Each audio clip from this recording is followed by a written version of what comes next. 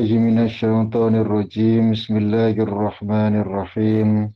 Alhamdulillahi rabbil alamin wa bihi nasta'inu ala umuri dunya waddin. Wassalatu wassalamu ala asrafil mursalin. Para guru-guru kita, pembimbing kita, Majelis Ta'lim Iwamit on Air ingkang tansah kaulo muliakan, para senior, para pendiri, wabil khusus ketua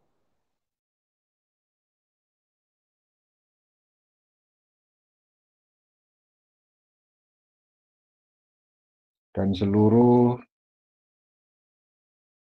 para jamaah Majelis Ta'lim Iwamit on Air yang hadir pada pagi hari ini, rahimakumullah.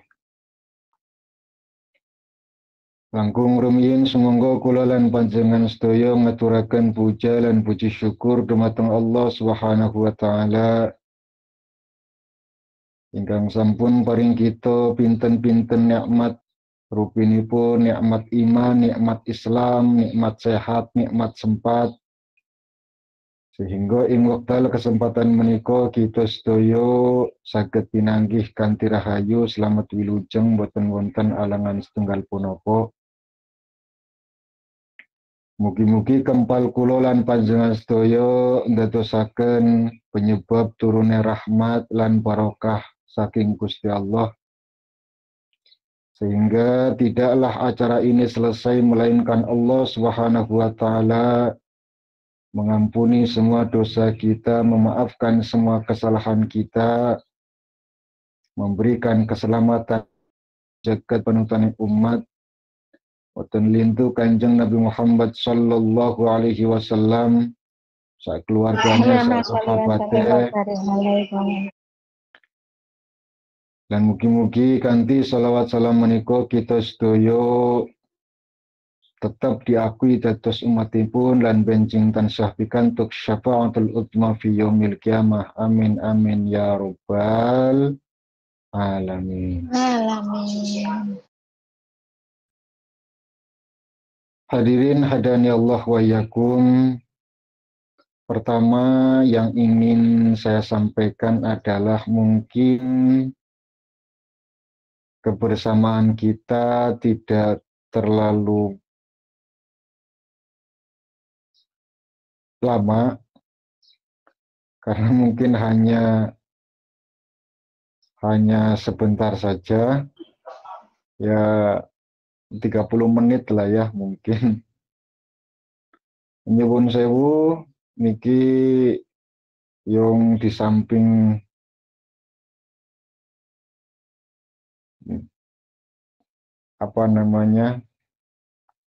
guru ya guru, tapi selain itu saya juga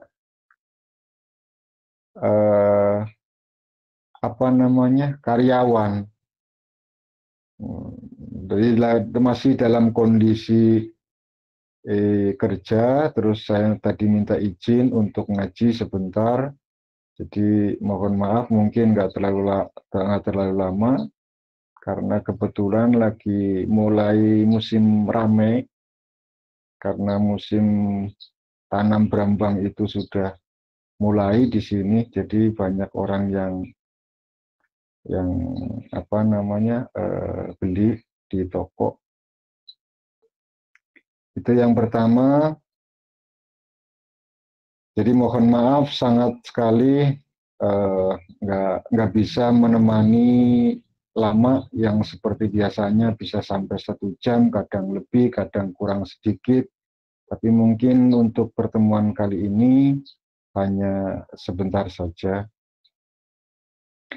Yang kedua, akhir-akhir ini saya itu lagi seneng mutolaah kitab Khilyatul Aulia. Ada satu ungkapan dari Sahal bin Abdullah, dan yang kedua dari Wahab bin Mughirah. ini ketika saya membaca ini, ono senenge, ono nyesele. Senenge tetap iso awor, nyesele wis kesel-kesel jebulen, ternyata itu semua kedudukan sama di sisi Allah. Di wong alim, setengah alim, karo sing ora pati alim, podo ae ternyata.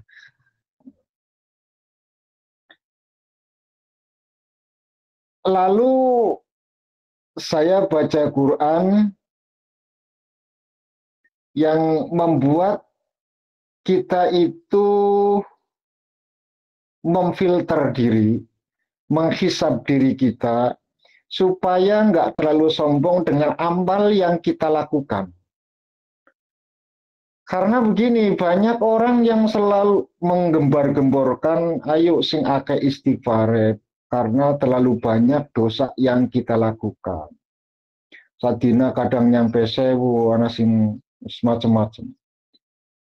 Nek sekiranya nek wong istighfar sithik diomong, wong kok orang rasa duwe dosa. Apa dikira dosane sithik apa piye? Kok istighfaremu meh tok ngono. Tapi ternyata Allah Subhanahu wa taala telah menyampaikan inna rabbaka wasi'ul maghfirah. Bahwa Allah lah yang punya jembar sepurun. Allah itu yang punya banyak ampunannya, bukan melihat dari seberapa banyak istighfar yang kita lantunkan. Tapi mergo karena Allah itu memang yang jembar ampunannya. Bahwa nanti kita tentu bahwa kita itu pengen awor bersama dengan para syuhada, para siddiqin, para anbiya, para rasul, besok di akhirat itu iya tetap kita menginginkan itu. Andaikan memang kita itu awor dengan para beliau, itu bukan karena amal kita, tapi tetap karena fadlul Gusti Allah. Sahel itu menggambarkan dua macam musibah. Yang pertama, kata Sahel ini, musibah yang pertama itu bentuknya rahmat. Yang kedua, musibah bentuk hukuman. Musibah yang bentuknya rahmat itu ketika Allah Subhanahu wa taala memberikan pengetahuan kepada kita sehingga mereka itu akan taat, menjalankan perintah, meninggalkan larangan. Keluk musibah ini jangan kalian lupakan. Allah memberikan itu pengetahuan, ilmu luar biasa. Sedangkan yang satu musibah yang bentuknya hukuman, Allah mencabut semua itu lalu memberikan ikhtiar. Ya. Memberikan ikhtiar untuk menentukan. Kan begini, Bu. Kita sering melihat fenomena yang terjadi atau sekedar dengar cerita dari orang-orang yang kita percaya. Bahwa ketika Allah Subhanahu wa taala memberikan satu pemahaman baik ilmu dunia maupun ilmu akhirat, orang itu akan dengan mudah mengetahuinya. Orang itu akan mudah menguasainya dan menggenggam dalam genggaman telapak tangannya. Artinya apa? Artinya bahwa mereka itu tidak terlalu sibuk untuk ngurusin ikhtiarnya. Enggak, Bu. Enggak terlalu sibuk. Selalu ada jalan, selalu ada selalu ada jalan keluar untuk menyelesaikan persoalan-persoalan itu. Mudah saja baginya. Golek ilmu cepat pinter. Ya kan? Golek dunia moro dewe. Cukup tanda tangan, triliunan datang. Coba bayangkan, bagi orang-orang yang tidak diberikan itu semua, maka jungkir balik, Bu. Ada orang yang cukup dengan tanda tangan, duit keluar. Ada orang yang kerja jungkir balik siang malam, kaki dijadikan kepala, kepala dijadikan kaki, baru keluar duit. Itu gambaran, kata Sahel, itu gambaran itu untuk musibah bagi yang pertama bentuknya rahmat, yang kedua musibah bentuknya hukuman. Dia dihukum lewat musibah itu dengan apa? Dengan ikhtiarnya, dengan mencari solusi sendiri. Nah, lalu berangkat dari sini, Sahel pun mengibaratkan satu kejadian, satu fenomena musibah ini sama seperti penyakit. Sama seperti penyakit. Ada orang yang berpenyakitan ratusan tahun orang mati-mati. Ya, nggak mati-mati. Terus ada orang lain yang seketika mati, baru punya penyakit mati, dan seterusnya dan seterusnya. Nah, ketika gambaran ini kita kaji lebih dalam, kata Sahel, maka kita akan menemukan garis besarnya. Kesimpulannya itu begini. Kita nggak pernah tahu. Kita nggak pernah tahu bahwa akhir dari kehidupan kita itu seperti apa. Apakah kita itu tergolong orang yang sudah diberikan penyakit 100 tahun lamanya, nggak mati-mati, ataukah seketika punya penyakit langsung mati? Atau yang mana? Ada orang yang diberikan kemaksiatan oleh Allah Subhanahu wa taala, uripe mau maksiat terus. Tapi di akhir hayatnya orang tersebut itu diberikan satu nikmat yang luar biasa, bentuknya hidayah, dia bertobat kepada Allah Subhanahu wa taala, lalu dia itu menjadi sosok seorang yang taat kepada Allah Subhanahu wa taala, mati dalam keadaan kebaikan, husnul khotimah. Kalau kita diperlihatkan lauhul mahfud misalkan, ya, maka kita akan mentertawakan diri kita yang kadang terlalu seudon sama orang yang berbuat kejahatan. Apakah kejahatan itu akan dibawa menghadap Allah Subhanahu wa taala, atau memang di akhir hayatnya dia akan mentaubati semua perbuatan itu, lalu dia itu menjadi kekasih Allah Subhanahu wa taala. Jenengan bayangkan saja, seakan-akan jenengan itu satu umur, satu usia dengan Sayyidina Umar misalkan. Umar sing nakal, Umar penjahat, Umar preman. Ya. Melihat kondisi Umar yang nakal, brutal, jahat, preman pasar, preman dalanan, bahkan mana Muhammad akan saya bunuh. Pasti kalian punya pikiran, wong kok elengono, wong kok jahat ngono, wong kok ahli neraka, wong kok. Mesti Bu. Padahal Umar ditakdir dari Gusti Allah, sak durunge mati bakal tobat. Nyatane Umar diberi hidayah, Bu. Jenengan jangan bayangkan saat Umar sudah menjadi seorang sahabat. Tapi bayangkan ketika kebrutalan Umar melawan Islam. Maka yang terjadi dalam pikiran kita mesti buruk sangka karo Umar. Dengan Sayyidina Umar kita pasti akan punya pikiran wong kok eleke ngono. Padahal kita nggak pernah tahu sosok seorang Umar akan diberikan hidayah. Ada orang yang taat terus. Tapi ternyata ketaatannya itu dicabut oleh Allah Subhanahu wa taala saat masa akhir hayatnya. Sehingga apa ya? yang terjadi adalah keburukan. Su'ul khotimah.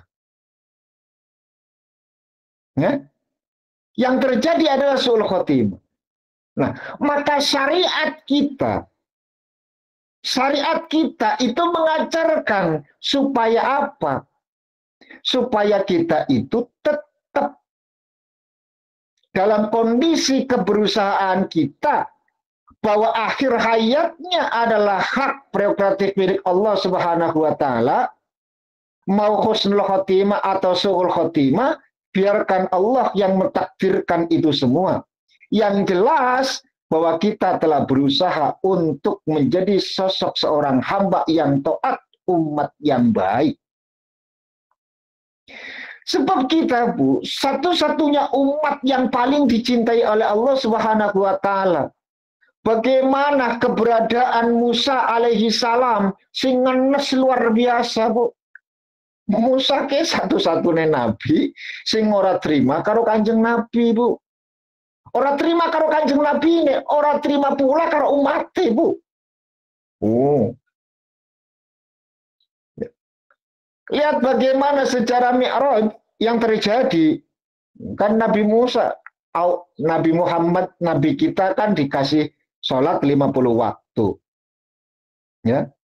Sholat 50 waktu. Tapi cari Nabi Musa, orang ngandel aku, mat, kata Musa. Orang ngandel aku, umat mungkin mampu. Buat tawar kok dulu. Akhirnya ditawar, kurangi 5, jadi 45. Turung kuat. Artinya rodo enengnya juga menurut.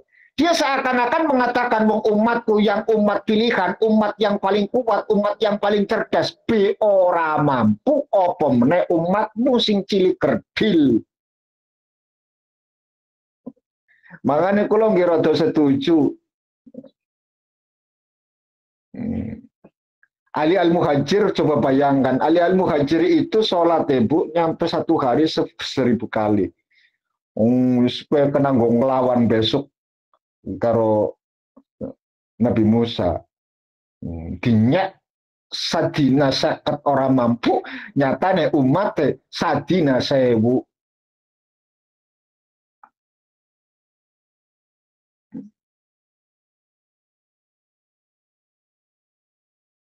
Abu Hanifah kayak apa? Imam Ahmad, Imam Hambali,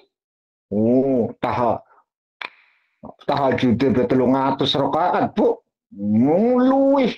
Kita saja nggak usah orang-orang sosok seorang ulama yang masyhur yang kuat-kuat ya. Kita saja wis jenengan iwamit bae iwamit.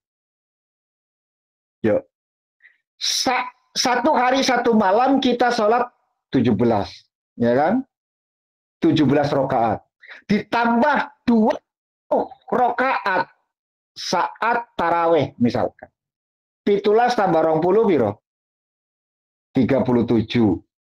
37 gurung qobliyah, ba'diyah, duha, tahajud. Tuh. Wis kaya qobliyah ba'diyah sing aparane sing rolas wewes. Ya, yang 12 rakaat tambah 12, 37 tambah 12 berapa? 49. 49. Kuwi gurung duhane, Bu. Duhane 8. Wis 50 punjul kan? Ngenyak banget dasarnya Nabi Musa karo umat Kanjeng Nabi Muhammad. Banyak orang-orang soleh yang lebih dari 1 hari 1 malam itu mengerjakan lebih dari 50 rakaat. Dan kita itu wajib syukur, Bu. Kita wajib bersyukur dari umat Kanjeng Nabi. Luar biasa. Nabi Musa, sehebat-hebatnya Nabi Musa, Bu, ditinggal 40 dina, ya, ning Gua Tursina, dikawal karo Nabi Harun, ya, dua pengawal, Artinya apa? Ketika Nabi Musa menghadap Allah Subhanahu wa taala di Gunung Tursina, ditinggali ajudan satu bentuknya Nabi juga, Nabi Harun, lewat proposalnya Nabi Musa, wis dadakna Nabi baik, akhirnya dijadikan Nabi, sepupunya Nabi Musa, yaitu Nabi Harun. Ngono bu, 40 dina ditinggal. Balik-balik nyembah pedat. Bayangkan. Umatnya Kanjeng Nabi Muhammad. Orang terima ditinggal Nabi, Bu. Ditinggal kiai, tetap iman karo Gusti Allah. Ya kan? Orang terima ditinggal Nabi. Ditinggal kiai. Nabi kan mesti bener ya, Bu. Artinya andaikan ada orang yang keluar dari Islam karena kapundhute Nabi, ya lumrah ngono lho. Tapi enggak. Emang ditinggal kiai ini, bayangkan. Kiai sing kadang-kadang bodoni jenengan lewat proposal umroh, lewat proposal pembangunan semacam-macam. Ketika kiai ini wafat, meninggal, itu enggak menjadikan dia itu musyrik, kufur, enggak sama sekali. Bahkan kadang-kadang kiai sing bodoni ya dihauli juga. Kadang-kadang naik ini lu ngadu karena kebelit hutang semacam-macam, golet usaha, keluar kota segala macam, suwe ora balik, ketika pulang ya ditakoni, wis kangen kiai mboten nate ketemu. Itu hebatnya umat Kanjeng Nabi Muhammad, luar biasa. Maka ketika Nabi Musa jaduman karo pangeran, ngobrol karo Gusti Allah, dipertontonkan. Allah memberikan pertontonan yang luar biasa. Ya. Lalu ditanya, Nabi Musa bertanya, ini siapa? Kok rame banget? Diperlihatkan ribuan orang, diperlihatkan satu kelompok besar yang luar biasa. Kata Allah, umat Nabi Muhammad. Umat Muhammad. Mereka itu adalah umat Nabi Muhammad. Nangis Nabi Musa. Terus ditanya, loh kok nangis? Lah, ya orang nangis piye. Saya itu adalah nabi terdahulu. Muhammad itu nabi yang berikutnya. Kok iso ngalahna aku ngono lho. Apa meneh saat Nabi Muhammad itu munggah sampai ke Sidratul Muntaha, itu luar biasa kan. Nabi Musa sedihnya luar biasa, Nabi Ibrahim sing kedudukan paling dhuwur ning langit ke-6, ya orang masalah kan, Nabi Ibrahim bapak tuane kan. Artinya sing munggah ning Sidratul Muntaha kan putune Nabi Muhammad, Nabi Ibrahim kan. Jadi orang masalah gitu. Tapi Nabi Musa yang mboten kan. Artinya bahwa wong soleh pun asin duweni rasa sentimen gitu loh. Tapi sentimen sing apik ngono lho. Ya. Sosok seorang soleh pun tidak bisa lepas dari yang namanya sentimen. Tapi tetap sentimennya wong soleh mesti sentimen sing sae ngoten. Nih. Artinya apa? Artinya bahwa ketika kita melewati dua musibah yang pertama tadi disebutkan, baik bentuknya rahmat maupun bentuknya hukuman, lalu di akhir kehidupan kita itu dijadikan husnul khotimah, itu bukan karena amal perbuatan kita, bukan karena apa-apa, tapi karena memang innaka wasiul maghfirah. Karena memang Allah Subhanahu wa taala sing jembar sepuro. Bayangkan Bu, seluruh nabi, seluruh rasul ketika mengajarkan umatnya untuk istighfar, memintakan ampun kepada Allah Subhanahu wa taala, maka yang dibacakan itu adalah sisi kesalahannya, keakuannya melakukan perbuatan keliru, perbuatan salah, sehingga mereka melakukan istighfar astagfirullahaladzim. Beda dengan Nabi Muhammad, Bu. Kalau Nabi Muhammad mengajarkan kita sayyidul istighfar, bahkan bukan hanya dari sisi kesalahannya, tapi membawa pula kenikmatan yang pernah diberikan Allah Subhanahu wa taala, bentuknya abu ulaka binikmati alayya. Sebab merupakan satu keangkuhan, Bu, nek jenengan melakukan istighfar, membaca istighfar karo Gusti Allah, cuma istighfar tok, berarti jenengan ada sisi keangkuhan. Di mana sisi keangkuhannya? Jenengan cuma ingat sisi buruknya jenengan tok, ngadep karo pangeran. Padahal Allah sudah memberikan nikmat yang luar biasa. Kok ora dieling-eling, ora digowo ngarepe pangeran, Bu. Coba Allah berikan kita nikmat iman, nikmat Islam, nikmat sehat, nikmat sempat, nikmat ngaji, nikmat macam-macam. Kok jenengan tidak disebutkan itu sama Allah? Maka sayyidul istighfar abu ulaka binikmati alayya. Mesti kula sowan datang panjenengan yang nggawa nikmat sing pernah jenengan kasih ke kula. Ana dene kula nggih nglakukan kesalahan, faghfirli, ya ampuni, selesai kan? Ini satu pengakuan yang luar biasa. Maka ini dijadikan sayyidul istighfar bukan hanya dari sisi keburukan yang dikerjakan oleh seorang hamba, tapi juga membawa kenikmatan yang pernah Allah titipkan kepada kita, lalu disodorkan kepada Allah Subhanahu wa taala. Mengakui dari sisi itu semua, ya Allah, Engkau adalah zat yang maha baik, yang memberikan nikmat luar biasa, memberikan saya keselamatan, kesehatan, duwe bojo, keluarga yang sakinah, mawadah, anaknya soleh, solehah, luar biasa Gusti. Abu ulaka binikmati alayya. Tapi wong kulung gimana manusia Gusti? Dua sisi kesalahan, dua sisi keburukan, dua sisi kemaksiatan. Maka faghfirli, ampuni. Ya. Maka ampuni saya. Tapi yang pertama kali disodorkan bukan. Coba jenengan ingat-ingat. Setiap hari nikmat sama maksiat lebih gede nanti. Mesti lebih gede dan nikmat, Bu. Walaupun di sela-sela nikmat itu terselip kemaksiatan. Ya kan?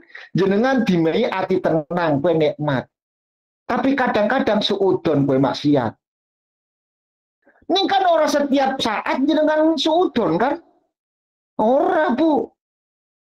Mesti ukur kadang-kadang melihat fenomena terjadi persoalan, nembe jenengan kadang wong kok ngono, apa yang ngene. Kan seperti itu.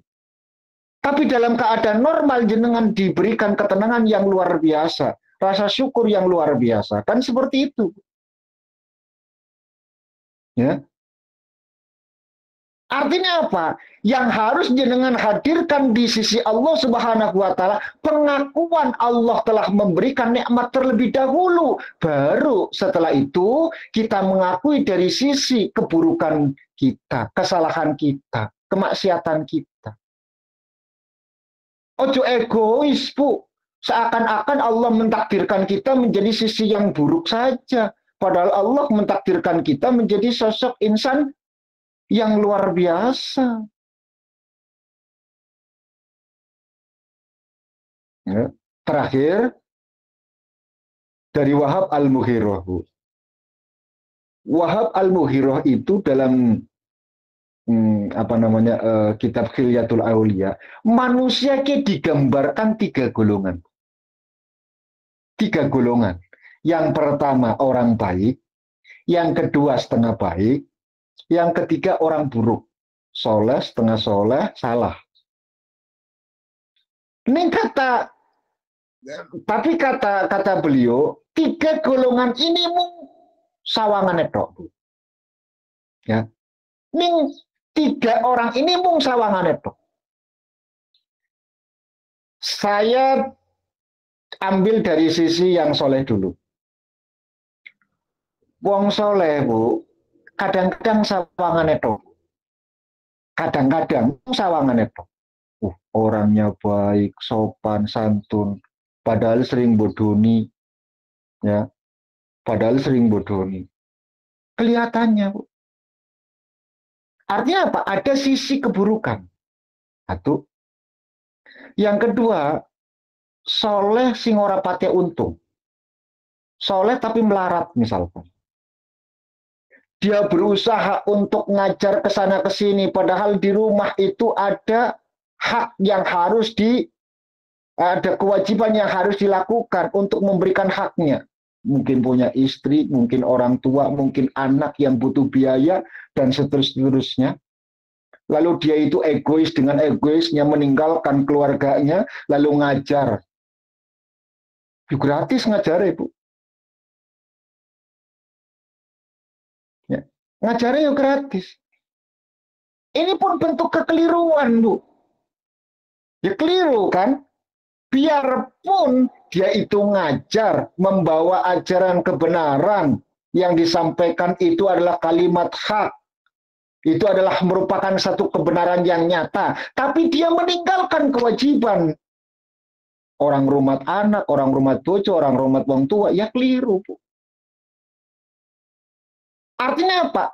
Dari semua sisi itu, semua orang itu punya kemaksiatan dari sisi itu.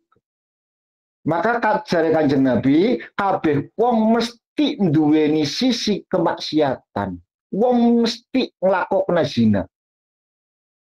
Jare Kanjeng Nabi, kabeh wong mesti nglakokna zina.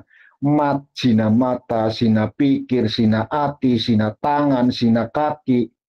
Lebih parahnya zina farji. Itu pasti, Bu. Salah ndeleng, salah ngomong, salah krungu, salah krenteng. Itu pasti duweni. Jadi urip kowe mung sawangane tok, sawangane apik, sawangane setengah apik, sawangane ora apik.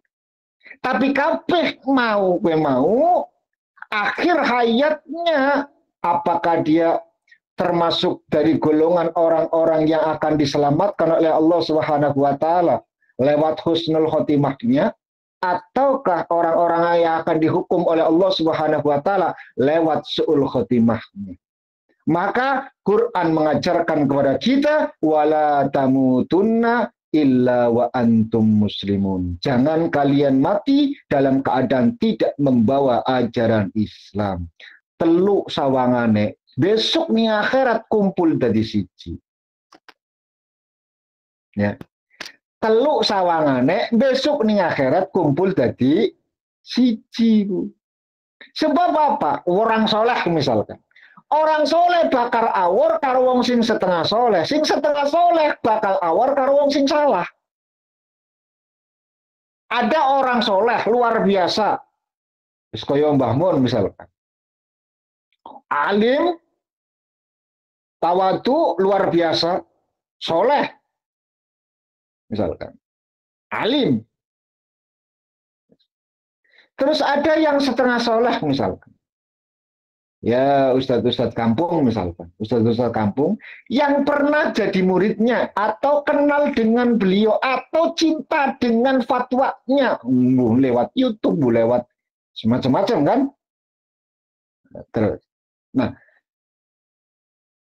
ustadz kampung ini dua murid. Ya muridnya murid takal, murid kadang kekancang karo wong sing suara bener misal. Ternyata tiga ini nanti besok kumpul. Sebab apa? Kalimat pertama ketika surga itu dibuka, orang-orang soleh dipersilakan untuk masuk. Pengumuman yang kedua, lalu para pengikutnya, para penggemarnya. Nah, Ustadz si kampung ini kan penggemar ya, jadi melu, Bu. Ya, jadi melu. Pengumuman berikutnya yang ketiga, itu penggemarnya pula, pengikutnya. Hum ashabi, ayo para pengikutnya, para penggemarnya. Jadi melu, Bu, mlebu.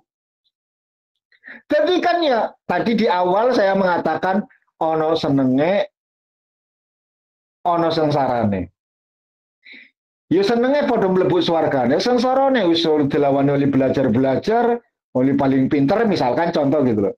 Oleh paling pinter, paling alim, jebulen awor besok bareng karo wong sing bodoh-bodoh barang. Ya kan? Ya kan berarti kan nyatane padha ning swargane bareng besok.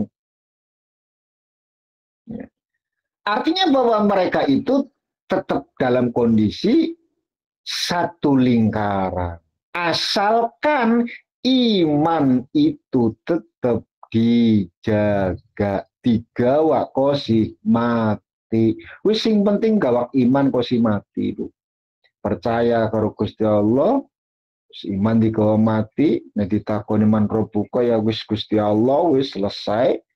Adapun persoalan kelira-kelirune urip ya, salah-salah ambil keputusan wis Gusti Allah innaka wasiul maghfirah. Bahwa Allah itu jembar sepurone. Mudah-mudahan kita semuanya jadikan orang-orang yang senantiasa dijaga oleh Allah Subhanahu wa taala, diarahkan selalu menjadi orang-orang yang baik, pribadi yang soleh, dan dijauhkan dari perbuatan-perbuatan keji, pikiran-pikiran yang kotor, dan semoga kita senantiasa dikumpulkan menjadi orang-orang yang beriman dan bertakwa, besok di akhirat kumpul karo syuhada, siddiqin, solihin, para anbiya dan para rasulnya Allah Subhanahu wa ta'ala. Amin amin ya rabbal alamin. Bismillahirrahmanirrahim.